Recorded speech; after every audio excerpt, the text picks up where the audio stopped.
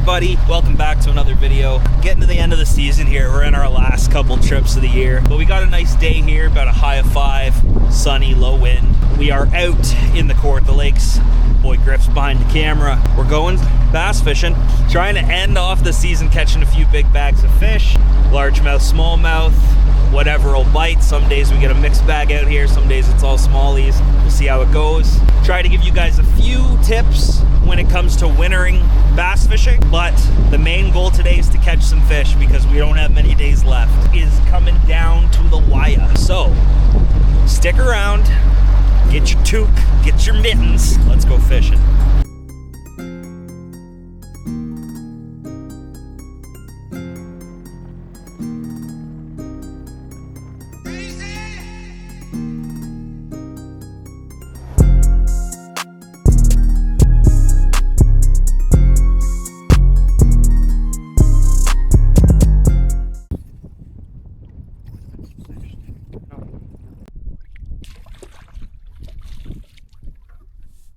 My line tangled around the tip of my rod there. I was gonna fix it, but I got bit on the way down. Fish number 1. It wasn't a giant, eh? Yeah.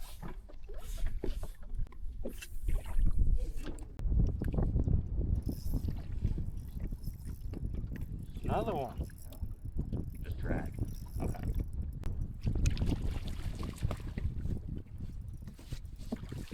Fish number 2.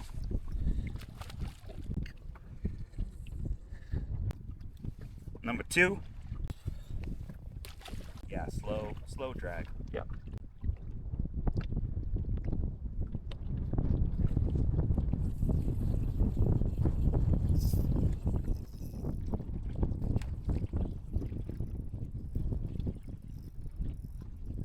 No way.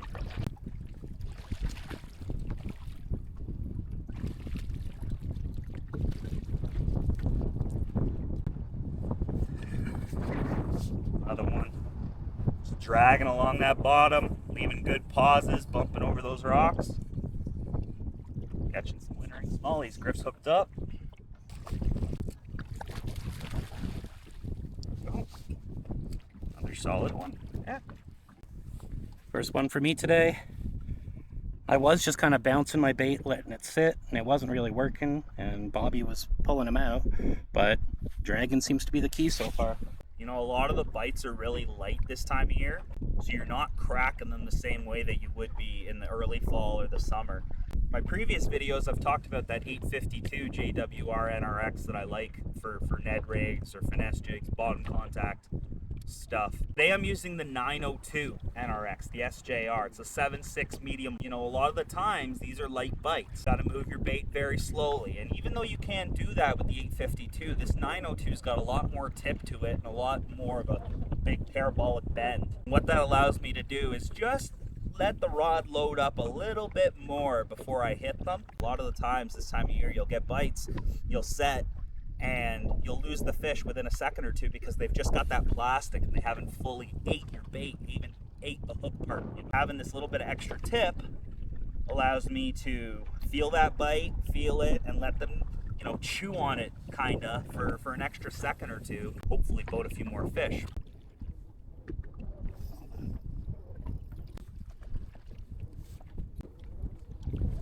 Another one. No giants yet, a lot of 2-pound clones, but this time of year, take what we can get. You just want bites.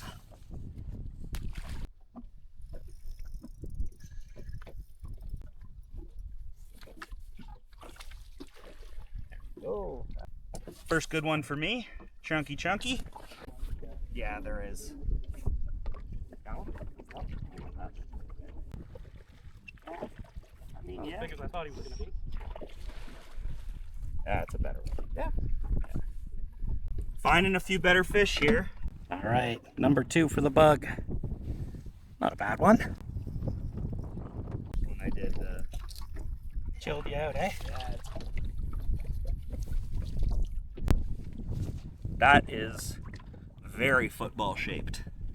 Dropkick shad.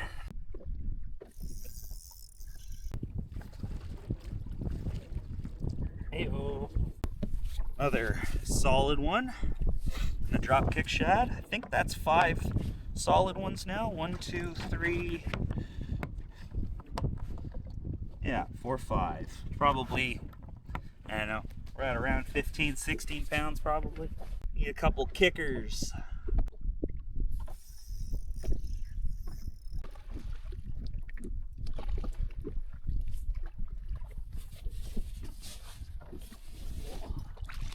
Come here, fish.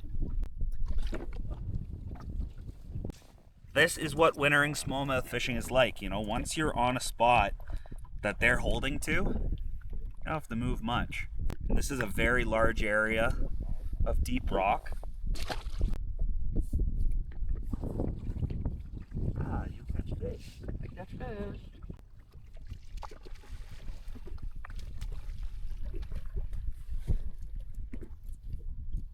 Fat. Sure. Very fat. Thank you. He's not that long. He's fat. Yeah, okay. Another one.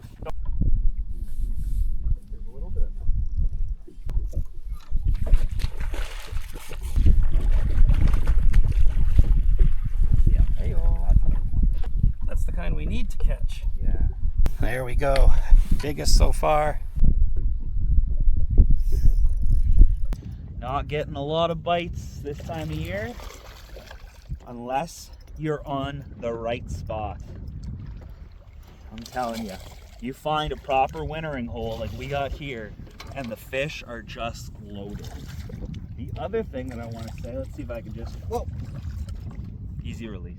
The other thing I was going to say is, you know, in past years we've really used some other swim baits, either the Kitex, the Megabass Hasdong Shad, but this is the first fall that we've been able to fish the Dropkick Shad, and although, you know, a lot of the little small swim baits are the same, what's nice about this is, you know, we've caught already 15-ish fish, and I'm using the same little bait, whereas some of them, you know, it's one fish done. This Dropkick Shad, the Great Lake Finesse Plastic's a little bit more durable, and it doesn't affect the amount of bites that you get too. All right, well, caught a bunch off this spot. We got 5 good ones in the well. Gonna go check a few more things, try to make some culls. At the end of the day, we're checking a spot for buckets too, so I got my fingers crossed for that. Let's go check another zone and see if we can get some improvements. Looking for a few more of those bigger bites. These lakes that are, you know, in the northern Kawarthas, they got a lot of those like 2.5 to 3.25 pound fish, and in order to get a real big bag out here, you kind of got to catch a few of those right ones. I think we got one in there that's close to 4, but the rest of them are all 3 and change. Griff's catching them on the bug good. I'm catching them on the Dropkick Shad good. Sun's shining. Let's keep fishing. New spot. First cast in. That's always a good sign.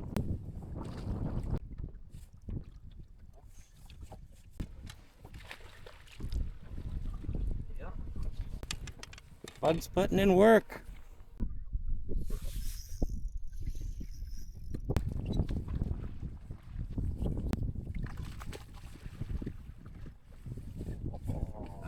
That's the one. Finally, like one of the big bites we were looking for. That's a giant smallie, dude. He's got a 4-pounder frame, but he is built big back.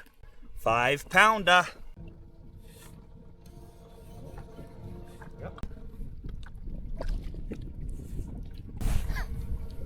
Not the largie we're looking for, but I mean, it's a fish.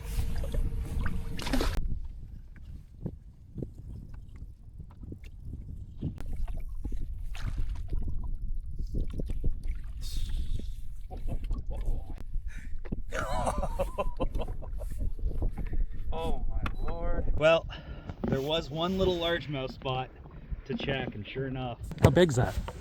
I don't know. 448. Hey! Nice. Sweet.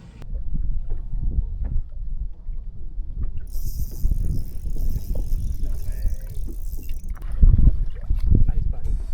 Closing out the day here, we found a school of buckets, maybe, I don't know, 5 or 6, cruising around the weeds.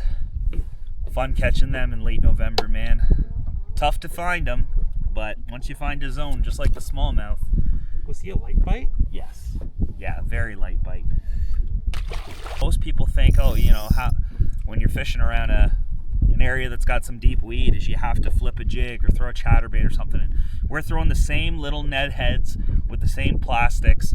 You just got to work it different. Obviously you can't drag, because if you drag you're gonna, you know, hook a bunch of the weed. But you can kind of cast into your desired spot, just let it go down, let it sit there. Slowly move it a bit, but if you get caught on a weed, snap it clear. But definitely let your bait sit on the bottom, let those fish come and find your bait. And a lot of the times the largemouth will eat it right off the bottom, the same way that the smallies do.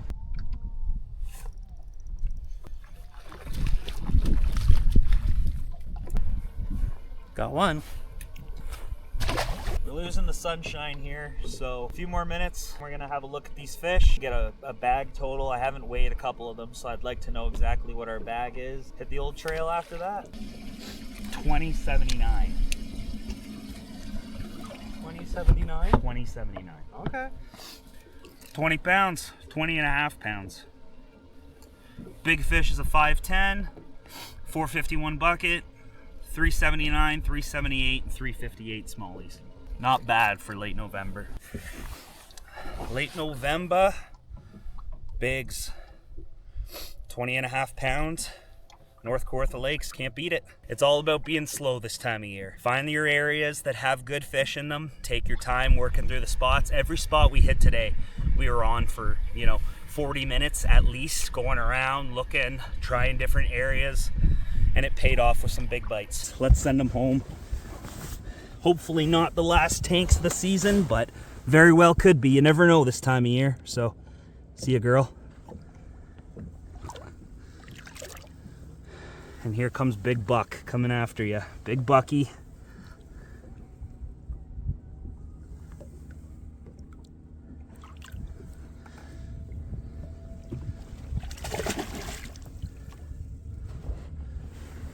Way to go, bud. Thanks for watching this video, everyone. Bash that subscribe button. Hit like if you enjoyed it. Follow myself, 2B_fishing, Griffin Work Fishing on Instagram, TikTok, all social media platforms. Hopefully not the last hook sets of the year. Mother Nature throws you curveballs. But until the ice is over the boat launches, we'll be out here. I'll see you in the next one, folks.